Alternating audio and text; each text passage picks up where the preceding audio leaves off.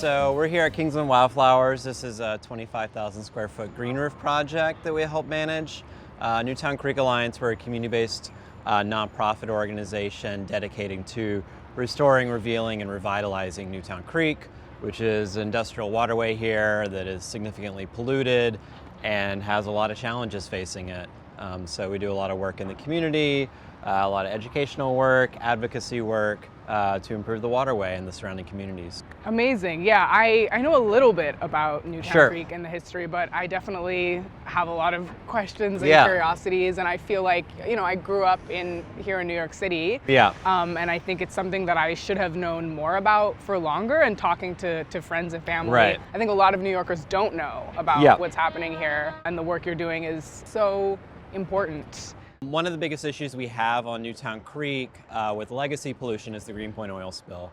It's the largest underground oil spill in the history of the country, and it covers about 50 acres of Greenpoint, approximately 20 million gallons of oil underground. And it's not like a traditional spill is the way we think of it in terms of it happening in one single event. This was decades of mishandling of product, of illegal dumping into the ground of oil. And when we talk about the oil industry here, I mean, this is the first modern oil refinery in the US, was right here on the banks of Newtown Creek.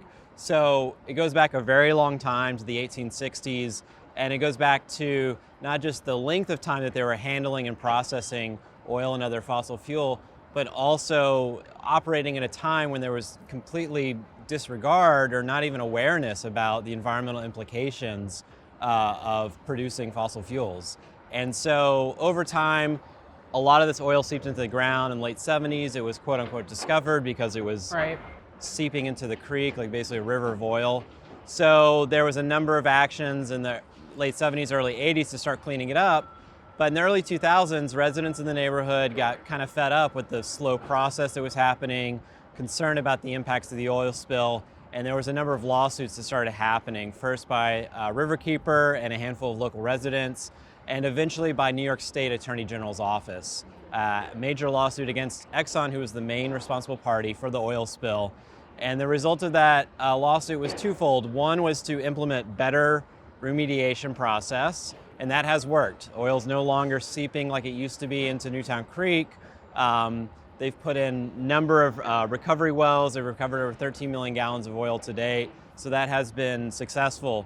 The other part was a local fund to create environmental projects to help make up for all the harm that Exxon and their parent companies, Standard Oil, Mobil Oil, et cetera, had caused. And so that local fund, known as the Greenpoint Community Environmental Fund, helped create this green roof that's here.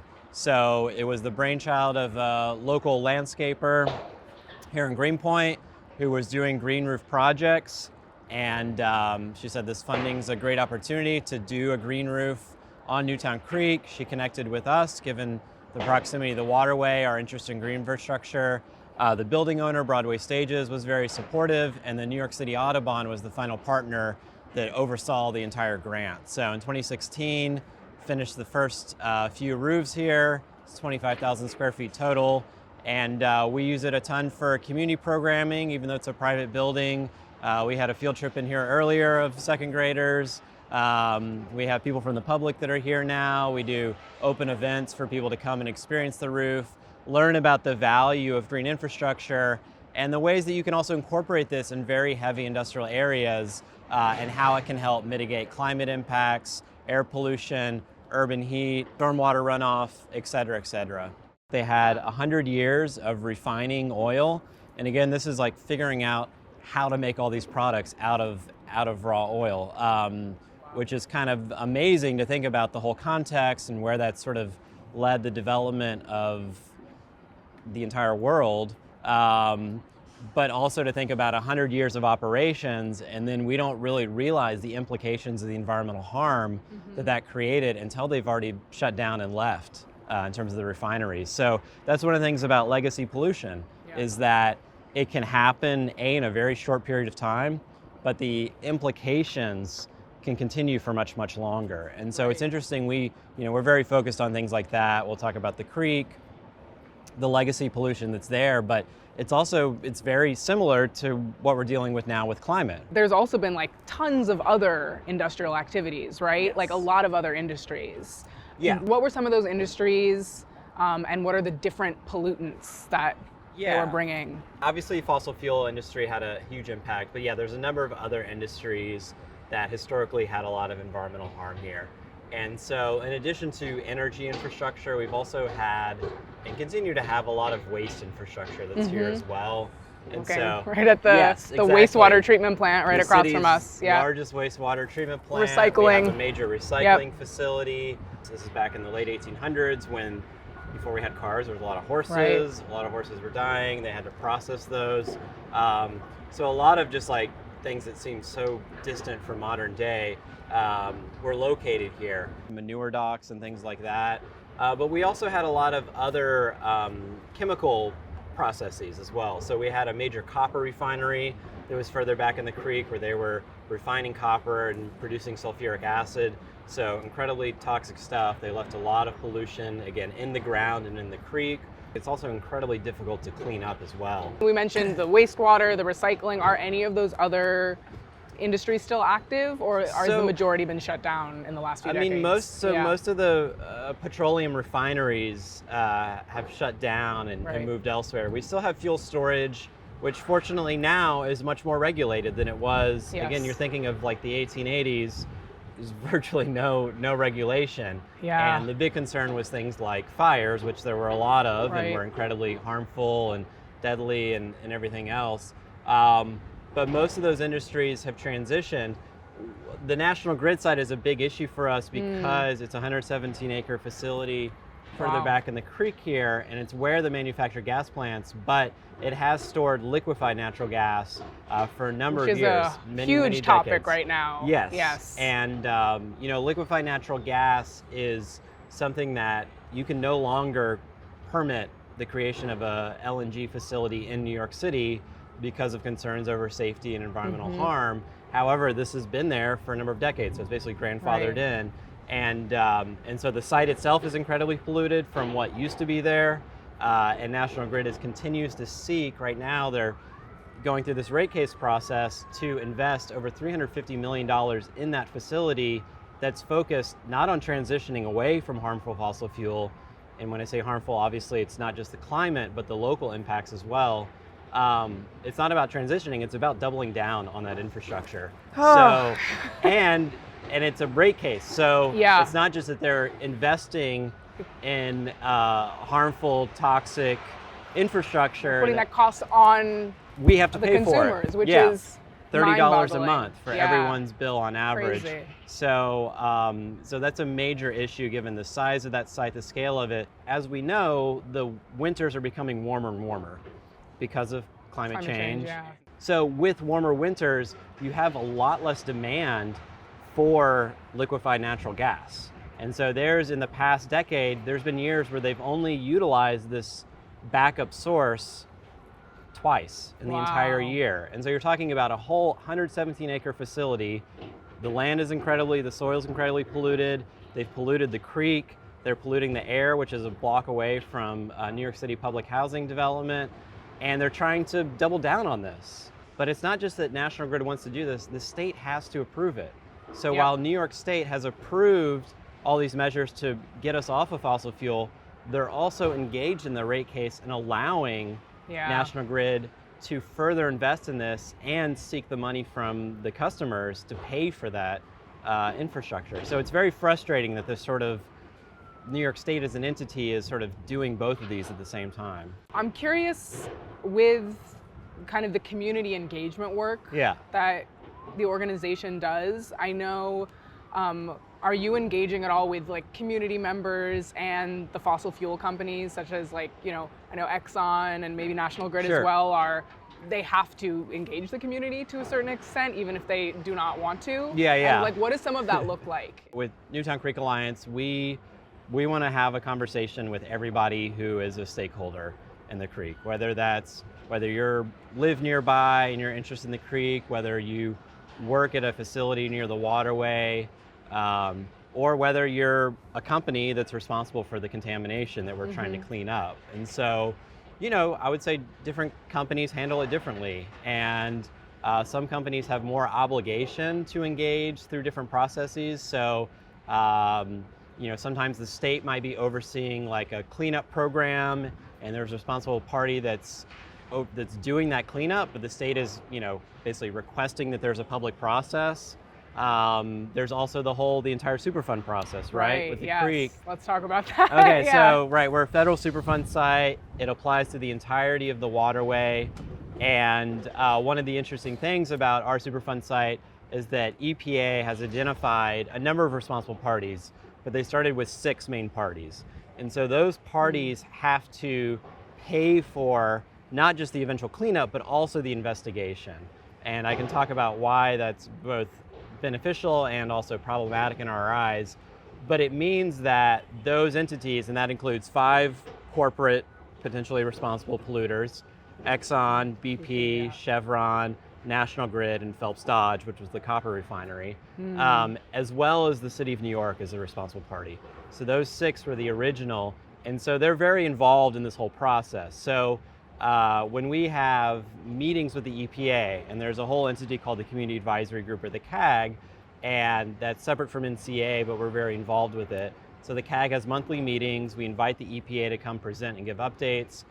We also invite the responsible parties to come and give presentations depending on what the topic is or what we're interested in hearing. But they're very, very involved. They have a heavy presence at the meetings, and and so we seek to gain information from them because they know more about this than we ever possibly will, because they're spending, literally hundreds of millions of dollars on the investigation.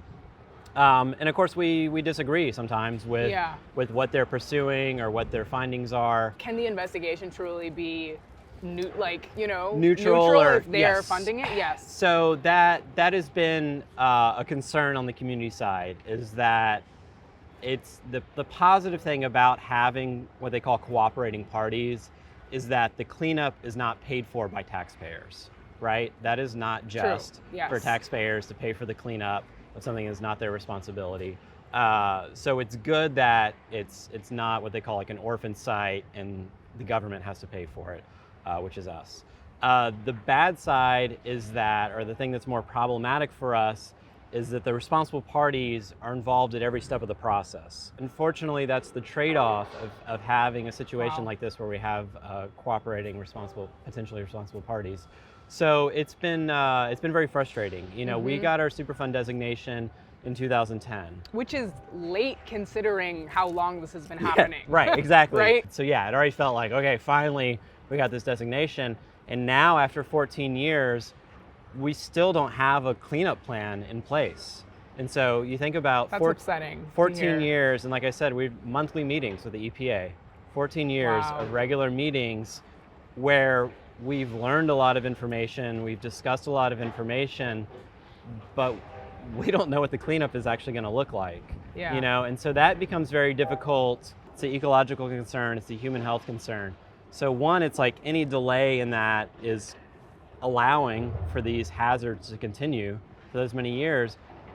But it's also that, people have been impacted by this situation for many, many years, decades, Yes. I mean, I joined the organization and learned from lifelong residents in this neighborhood who've been fighting for this for decades. And, the sad reality is that the longer this goes on, those people who started this work, 80s, 90s, et cetera, they're not going to be around to see the result of it. So that's really difficult, to bear witness to. And then the other side of it too is the engagement, that a lot of people are really concerned about the state of the creek and wanting to see it cleaned up, but to go to 14 years of meetings where there's no real product is very hard to engage a lot of people in. The material is very technical, so it's already a barrier of entry. But when there's no sort of, when the process is so slow, it's hard to keep people engaged in a significant way. And we feel that with less community engagement, it makes it easier for the responsible parties to do a less thorough investigation and cleanup. right? Of course. Because if all they have to deal with is the EPA comments and what the state says, that's one thing. But, they get pushback at the community meetings. They get pushback from elected leaders.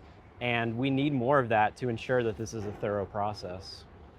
Yeah, and that's part of the tactic of making the process harder more technical, exactly. more complicated, not right. easy to figure People out. drop out. Delays. And you see that situation isn't unique. You see this all over, right? With different environmental challenges, and even globally with climate negotiations, which have been going on for 30 years. Yeah, right, exactly. With barely any progress because there's just so much bureaucracy. You get caught up on arguing about small things. Yeah.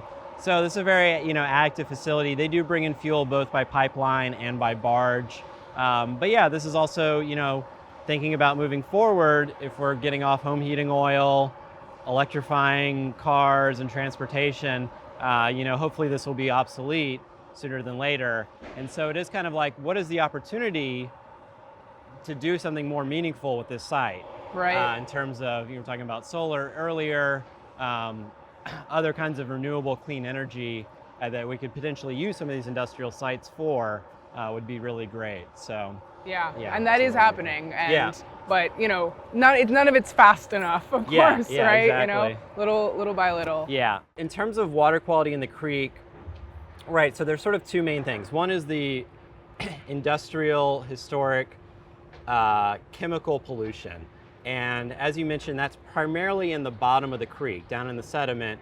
But of course it's in the water as well. So you think about all this stuff that's down, what we call the black mayonnaise, and it's filled with heavy metals and PCBs and all this other sort of nasty chemical stuff. But say a tugboat goes by and it's a shallow area. It's gonna dredge up some of those toxins. Exactly, churns it up and it goes into the water column, right? And there's fish, presumably, and birds and other wildlife. And also that humans might have very, very limited exposure to the sediment, right? There's a few places where you could walk into the, say, the intertidal or the muddy areas of the creek. No one's going for a possible. swim, There's not a lot of swimming going on here. There's not a lot of, scuba diving, things like that, fortunately. But the animals are a vector. And so what I mean by that is if you're a blue crab, and we have thousands of blue crabs here, and they get, in the summer, large, and we're talking this is what people like to eat. You go to a seafood restaurant, you get a soft shell crab. That's the same thing that's coming out, that's living here in Newtown Creek. And it's potentially a free meal, right? You can go catch a crab, and there's even very little limitations on what you're allowed to, eat. And there's fish warning advisories and things like that. But it's basically there's free meals that are here on a regular basis. The problem is that crab has probably lived most of its life in Newtown Creek, especially down at the muck. So it's going to be eating other smaller animals that are living in the sediment and consuming those toxins, right? So if you're a human, you go catch that crab, you go home, you cook it. Kind of depends actually how you cook it. That can have a big impact on what kind of toxins you're exposed to from the animal, but you cook it, so you make a stew, put that crab in there, and then you serve that to your family. Could be carcinogenic. Exactly. Yeah. It's really, really not a good idea. Water quality, in terms of more direct impacts on a day-to-day basis on humans, is through combined sewer overflow. And so combined sewer overflow is basically when it rains, we have all the stormwater going down our streets, off our rooftops, and they go into a pipe, and it's the same pipe we flush our toilets into. And so if it's not raining, that pipe goes through a wastewater treatment plant, and the treatment plant can handle all of that volume. However, a little bit of rain in a place that's so paved over as New York City means a lot of sewage coming into that pipe. So the treatment plant can't clean all that sewage. So it backs it up, discharges to the waterways. And so New York City overall, we have over 450 of these outfalls, over 20 billion gallons of untreated sewage going to the waterways. 20 billion gallons. 20 billion gallons. It's a huge issue. Yeah, and it's really hard to green fathom. Roofs are part of the solution because, as you were saying, part of the issue is when everything's so paved over, there's nowhere for the excess water to absorb. Absolutely. So having green roofs is a pathway to have more surface area where we can absorb some of the water. Yeah, absolutely. And we're seeing increased storms, increased flooding, right? These historic amounts of flooding we're having because of climate change. This is becoming an even bigger issue. Yes, right? Totally. So we have, and it doesn't take a lot for combined sewage overflow to begin. About a quarter inch of rain will basically flood out the system in most parts of the city and start kicking into the creek. Most of the harbor, part of this estuary, we have water, it's moving really fast, and that helps the toxins, the pollutants wash out. Newtown Creek is very stagnant, and the biggest outfalls are at the head end, where it's furthest from the East River, and the water barely moves. So the impacts of dumping sewage here are more severe than, say, the East River or down near the Verrazano Bridge or somewhere else where there's a lot more movement of open water. So it means that basically Newtown Creek is almost never meeting Clean Water Act standards. When you look at the measurements that they use in terms of like geomeans and things like that, sure, if it hasn't rained for a week and we go take a sample of the water right here, we're closer to the mouth, it's going to be pretty good. But on average, so far from meeting the standards. So that is the biggest issue. The problem is so large, even though this roof is tremendous. It's collecting thousands of gallons of stormwater in a rain event, but this is one. We need it everywhere. We need it everywhere. Yeah. Having things like green roofs doesn't just improve water quality, it's directly a climate tool. Reduces, these plants are capturing carbon, they're producing oxygen, they're reducing extreme heat, which is the most deadly form of climate-related impact. It's the building more energy efficient, so then you save more energy, etc. Provides habitat in places where we've completely paved over the natural world. So there's so many clear benefits of green infrastructure that we really need to see more of it. And again, the city has started doing this. They've done over, I think it's 11,000 rain gardens around the city at this point, which is great. It's huge when you think about it and the whole scale of it, but then when you are really looking, we need these on basically every single block to start making an impact. So we want to empower city agencies to be able to do more of this, to fund more of it, and to better maintain it. I'd love to hear more about solutions. Yeah, I also in your work, and like what's giving you hope and joy. Yeah. And what is restoration in the long term of the creek look like, right? Yeah. Like when we're thinking also about it's these native habitats that have been harmed and how we're restoring them and restoring quality of life for both, animals and humans along the creek. Yeah. Yeah.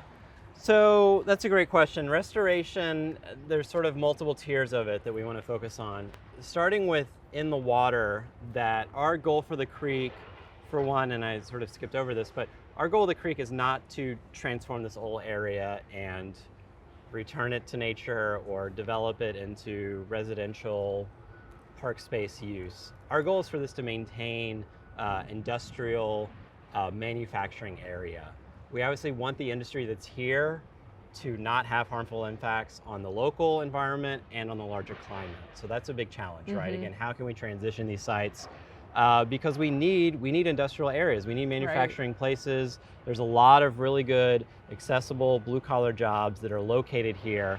And New York City's lost a lot of that zoning, right, in the past few decades. This creek was once surrounded by 1,200 acres of salt marsh. Wow. It would be very difficult to recreate 1,200 acres of tidal salt marsh, right? You basically have to tear down all these buildings. You'd have to, massive change. Our goal, though, is to bring back some of that habitat that was lost. And salt marshes are incredibly valuable ecosystems. They provide invaluable space for birds, fish, crabs, horseshoe crabs, you name it, all sorts of marine animals that are here. A lot of people don't realize Newtown Creek is an ecosystem. Despite all the abuse we've done, we were actually out this morning. We caught a baby eel in one of our traps. Oh, wow. And so that life, and you think about that eel was born in the Sargasso Sea, like over 1,000 miles away. It swam all the way up here and it ended up in Newtown Creek. And it's going to live its adult life, on the East Coast. So there's a rich ecology that's here, but it's missing its native home, right? This used to be surrounded by those grasses, places for that eel to go hide. And so what we want to do is find key areas where we can do real restoration work. And that's primarily the tributaries, where there's shallow areas already, where there's not heavy maritime use. A lot of areas there's no longer barge traffic coming in and out. And then we want to connect that with upland. And so that's not just things like green roofs, but also finding pocket areas where we can do more upland restoration, more trees, more native plants that is either on private sites and doesn't disrupt their industrial operations. And there's, again, a lot of opportunity here to do that. But also key little spots where we can create more public access as well. I think that, for us, some of the biggest wins are harder to measure, and it's more about public awareness about things like green infrastructure. I feel like 10 years ago, going to a public meeting that was about infrastructure in the city and maybe a street redesign, and that no one was really thinking about stormwater and how to capture it. And we're certainly not taking all the credit for it. There's a lot of other groups, and also the city has been doing this as well. So advocating for that, where it's more on the public's radar that we need to be doing more green infrastructure, I think that conversation has shifted, and that's been pretty big for us. That's great. I think climate change, the conversations around climate change have almost pushed some of these issues more to the forward. Exactly. Yeah. So that's been a big change. We're getting there, but I feel like overall the support from the community, from the electeds, from people in the agencies is much stronger than it has been before. And so that's really what's needed to lay the groundwork for the rest of this work to happen. Wow. Thank you so much for all the work that you do and for your time today. Thank you so much. Thank you. Willis, Pleasure. I appreciate it. I had a super informative conversation with Willis, Executive Director of Newtown Creek Alliance, and I learned a lot more about the history of this creek and the legacy of toxic pollution from many different polluting industries, which I have a much more robust understanding now of how many different industries they were, how long, 100 years, some of that oil pollution was taking place, and how it ends up persisting in the environment and impacting every aspect of the ecosystem, and also just how much this landscape has transformed from the original ecosystem that was here, the salt marshes. So I learned about all the solutions that are taking place, super beneficial on multiple levels, right? From the green roof we were on, providing purification for air quality, absorbing stormwater, insulating the building to create more energy efficiency, and also creating a community space for education. So I feel optimistic to know that there are organizations such as Newtown Creek Alliance and many other community stakeholders cultivating a space to get people informed and excited about being involved in solutions, because we need that community engagement piece.